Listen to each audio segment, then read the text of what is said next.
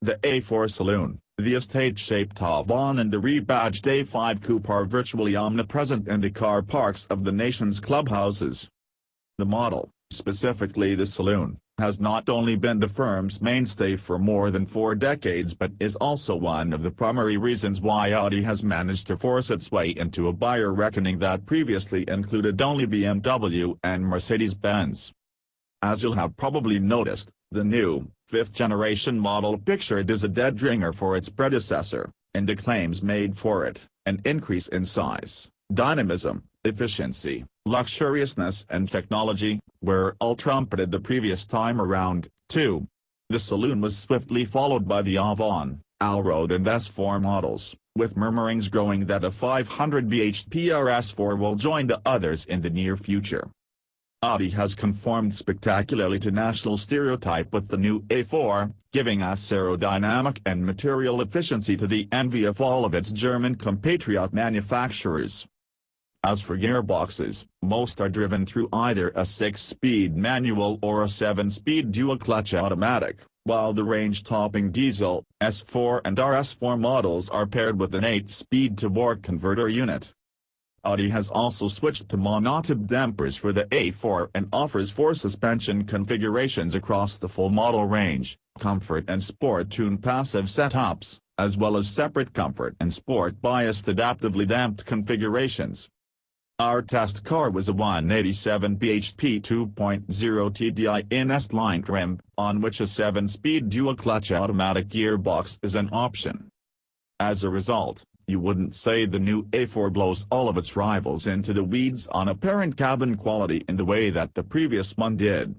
And yet this is undeniably an interior of deeply impressive integrity, masterfully designed and executed to look and feel clean, modern and uncluttered.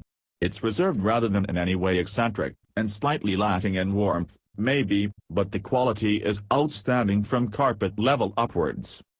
The car's very minor growth spurts have made extra room in both rows of seating. According to our tape measure, the back ones offer competitive legroom but slightly disappointing headroom for larger adults. The boot, at 480 liters, is identical on claimed size to that of a Mercedes C-Class or BMW 3 Series, and bigger than a Jaguar's is, and its expandability has been bolstered by the addition of 40/20/40 split folding rear seat backs. The Avon comes with 505 liters of boot space, which is more than its closest rivals, but is on par with them when its rear seats are folded flat. As standard, the car is fitted with analog instruments and a typical trip computer-style central screen, but they can optionally be swapped for the same 12.3-in virtual cockpit TFT instrument cluster as the one offered in the TT.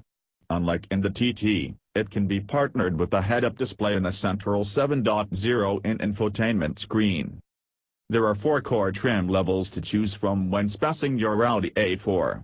Entry-level SE models come with xenon headlights, 17-in alloy wheels, acoustic glazed windscreen, cruise control, parking sensors, keyless ignition and various semi-autonomous braking systems as standard.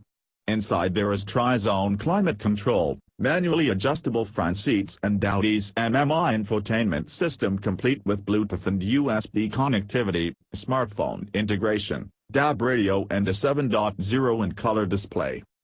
Upgrade to sport, and the A4 is kitted out with sportier attire, heated front sports seats, interior ambient LED lighting, sat-nav and a 10-speaker audio system, while S-line models get a more aggressive body kit, sports suspension, 18-in alloy wheels, LED head and rear lights and a leather and Alcantara upholstery. Topping the range is Black Edition, which adorns the A4 with 19-in alloy wheels, tinted rear windows and lots of gloss black interior and exterior trim. My Navigation Plus brings with it 10 GB of flash music storage and a 4G wireless hotspot that'll support up to 8 devices, with 3 years of mobile data subscription.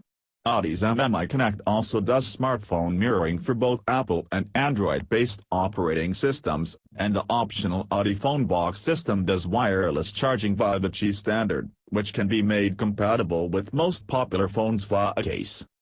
However, Cruising at 30 miles per hour and 50 miles per hour, the Mercedes registered less noise, a difference attributable to the gently rumbling distant coarseness of the Audi's low-profile Hankook tires, S-Line 19 in alloy wheels and passive sports suspension.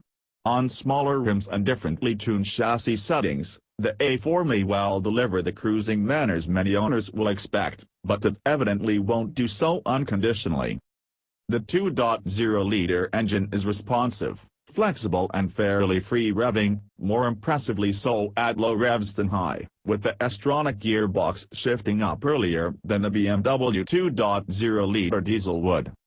In fact, the manners and quirks of the A4's dual-clutch gearbox define a great deal of its motive character. In regular drive mode, it seems to reach for ever higher ratios earlier than a torque converter would, boosting fuel economy, you'd expect, but ultimately giving itself more to do in kickdown. The power steering starts out overly light at low speeds and slow just off-center, doing nothing to hook you in. Pick up speed and the rack finds some weight, but only belatedly, after initial turn-in. It never feels natural or communicative. Lateral grip levels are quite high when you probe deep enough into the handling mix to unearth them, but they're balanced conservatively always to give way at the front wheels first. The ride is comfortable enough, but as well as being a bit noisy, it's also quite reactive, becoming gently pitching and unsympathetically damped over only averagely high-frequency intrusions.